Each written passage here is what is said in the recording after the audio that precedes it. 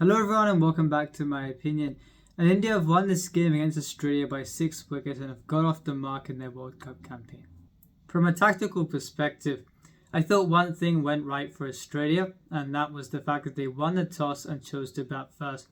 I've said this in my previous video that this side batting first is a completely different side from when they bat second, and especially when playing at this venue against the attack that India have got, then it was vital that Australia got the opportunity to bat first.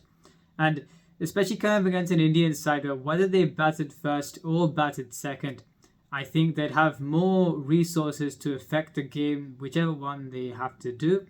And Australia, wherever they play, are a side that are best suited to bat first and defend the score.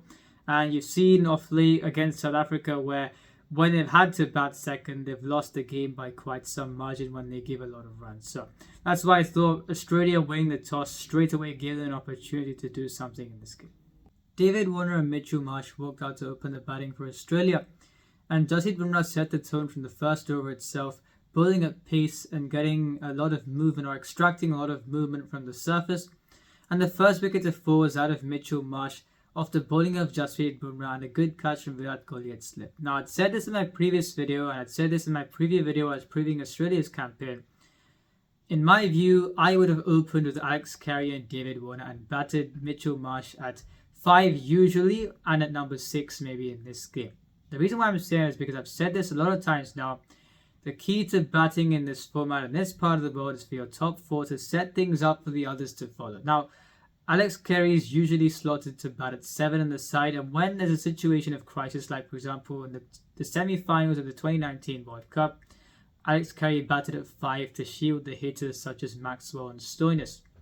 And it's a case where you saw in the recent series against India, yes, Alex Carey can get on with things, but he's not a power hitter by any means. You saw in the recent series against when India played Australia that in the third game, Australia had got a foundation and Alex Carey walked out to bat and scored 11 off 18. And in my view, you'd much rather have Alex Carey setting the foundation along with the rest of the top 3. And it's not only Australia that are sending out a stroke player alongside a player that would look to bat in a more measured fashion at the top of the order. I said in my previous video that Liton Das should not open the batting for Bangladesh in this tournament. Kusal Perera should not start for Sri Lanka. And England, if Johnny Bairstow looks to hit everything, they'll have a problem as well. So it's a case where your top 4 have got to set things up, and I feel a measured approach is what is required. And if, like I said, if you've got a finishing core of Mitchell Marsh, Glenn Maxwell, Marcus Stoinis, then that is a scary proposition. And it's not only with these teams, I feel. You saw the 11 that I suggested for India and gave 2 roles for specific players, and those roles weren't adhered to. And you saw that India got off to a start that I think it was the first time 3 of the top 4 got out for ducks. So I'll get onto that when I talk about their second innings, but it just shows teams looking to send out stroke players to open the batting in this part of the world does not work, and Mitchell Marsh was dismissed without scoring. A good partnership ensued between David Warner and Stephen Smith, and there was one shot that sent the message that Stephen Smith was in the zone. That was the cover drive of Jasprit Bumrah earlier on in his innings, and David Warner played a lofted shot through extra cover for 4 off the bowling of Ravichandran Ashwin. They both batted in a measured manner and played according to the situation. I'd still say India were knocking on the door throughout that partnership, and while the partnership was a good one, India weren't too far away from getting the breakthrough, and the breakthrough came in the 17th over when David Warner hit the ball straight back to Kuldeep Yadav, who accepted the caught and bowled opportunity. A mini partnership then ensued between Steve Smith and Marnus Labuschagne, and Australia were 110 for 2 in 27 overs, and the first ball of the 28th over, Steve Smith was cleaned up in a manner that he has been cleaned up before off the same bowler in Test match cricket, for example. The ball pitching on middle stump and turning slightly to hit off stump.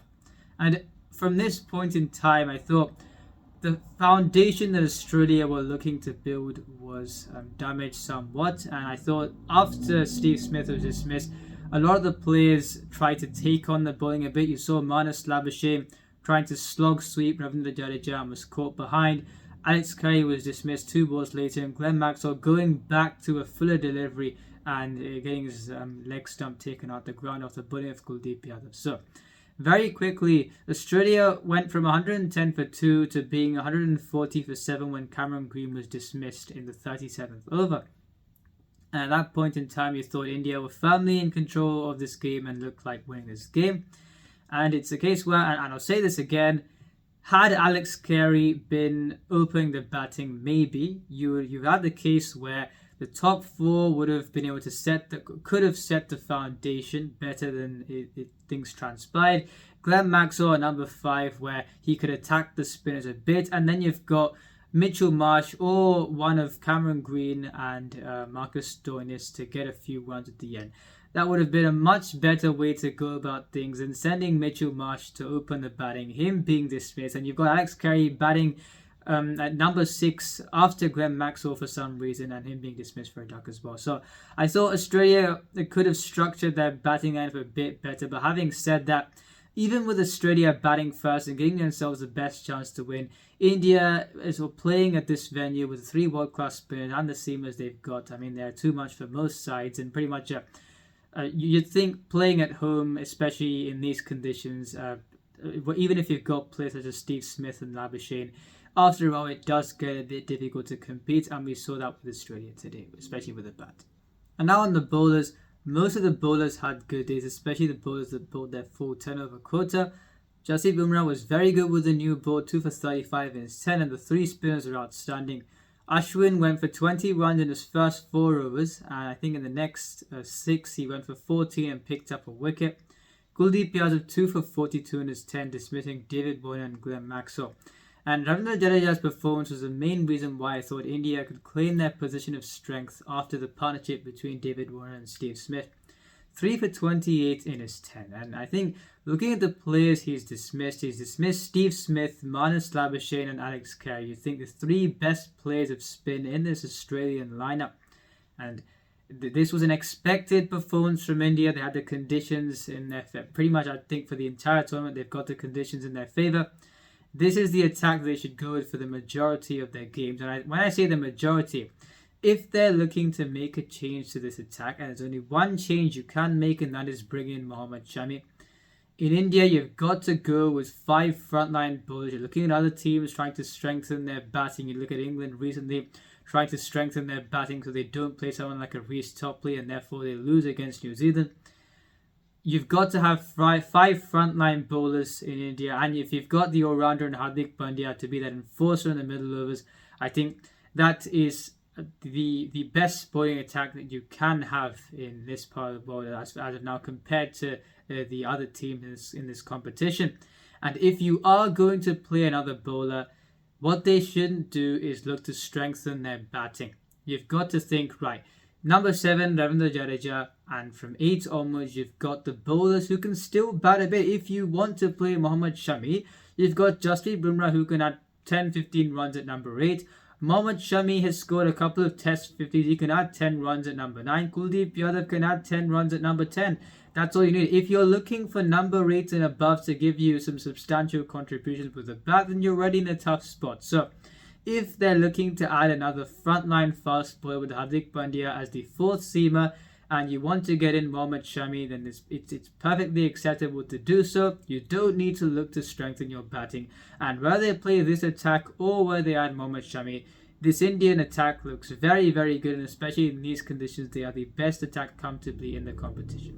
The Indian openers walked out to bat, and in the thumbnail of my previous video, it says, will KL Rahul open the batting tomorrow? Now that video should have been uploaded yesterday, but unfortunately, there was a technical glitch, and therefore the uploading of that video was delayed and was only uploaded on the day of the game.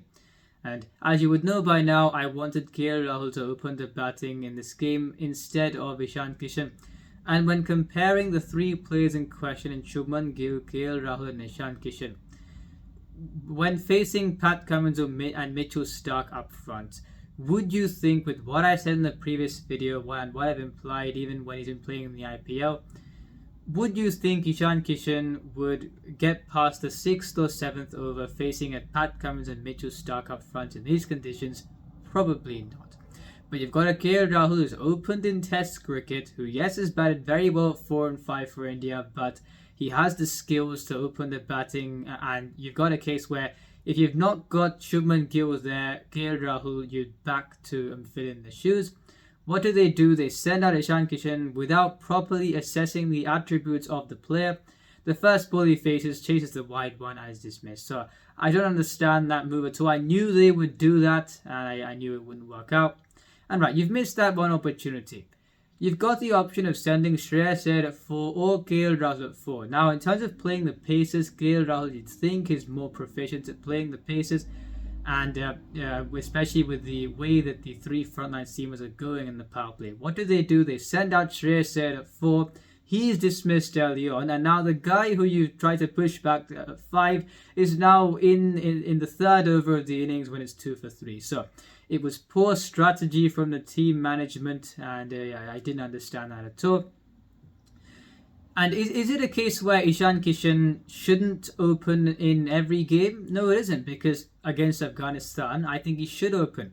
You've got him facing, for example, I think probably a Fazalak Farooqi and an Azmatullah Omar Zai. In those conditions, it's completely different from facing Mitchell Starc and Pat Cummins in these conditions. So Ishan Kishan should open the batting next game. KL Rahul should have also opened the batting this game, and they did not understand that, unfortunately.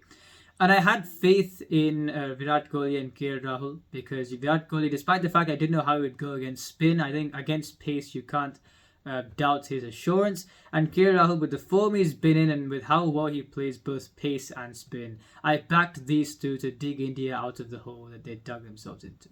The Australian seamers, especially Josh Hazlewood and Mitchell Starc, were threatening up front, and there were a couple of covered opportunities that Virat Kohli played and missed at. And after Ishan Kishan was nicked off the first ball that he faced, I thought it was for the best that Virat Kohli didn't make contact with those deliveries. And when India were around 24 for 3, Josh Hazlewood bowled a short ball and Virat Kohli tried to go for the hook. The ball is skied, and if that catch was taken, Hardik Pandya and KL Rahul are perfectly capable of playing the long innings and taking their side home. However, with Jadeja not being in form and Ravichandran Ashwin, yes, he's a good option, but I feel when facing googlies on turning tracks, he tends to struggle. And you saw against CSK in this year's IPL, Jadeja, he should have dismissed him, where I think the ball turned away slightly and he was opened up and he should have been caught at slip. So on turning tracks against spin, he does tend to struggle at times, especially when you bowl in the right areas. And if Adam Zampa bowled a good googly, I would have backed him to dismiss Ashwin early on. So you've only got two options in KL Rahul and Hardik Pandya after Virat Kohli, who you can confidently expect them to score runs, and that's why that catch being dropped was vital to India's chances. And after that, there was not a single jitter in this chase for India. It wasn't an easy chase, but the jitters that you saw before that catch was dropped, those jitters completely stopped after that point. An outstanding innings from Virat Kohli, regarded as the best batsman to ever play this format, and I would think so. And for players that have been heralded in that kind of stature, I think these are the innings that they play compared to others. And with how I expected him to look assured against pace, and when Mitchell Starc and Josh Hazlewood were bowling, especially when Mitchell Starc was bowling a more direct line, he defended those balls crisply.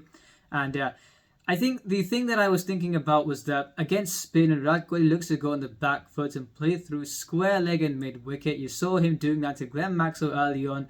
Would that create an opportunity for dismissal? He was dismissed against Sri Lanka in the Asia Cup after bowling of Dunit Delalage in that fashion. And you saw Glenn Maxwell bowled earlier on to Virat Kohli, but not Adam Zampa, who for some reason was introduced even after Cameron Green.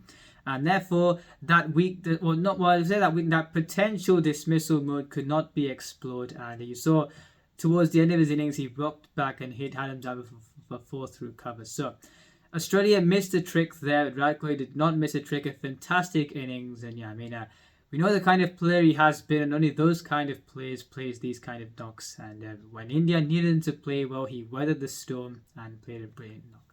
And on KL Rahul, with how assured he is against pace and spin, I fully backed him to go well today. He started off well with a crisp drive off the bowling of Josh Hazlewood for 4. And then I think a more square drive, just a push off the bowling of Cameron Green.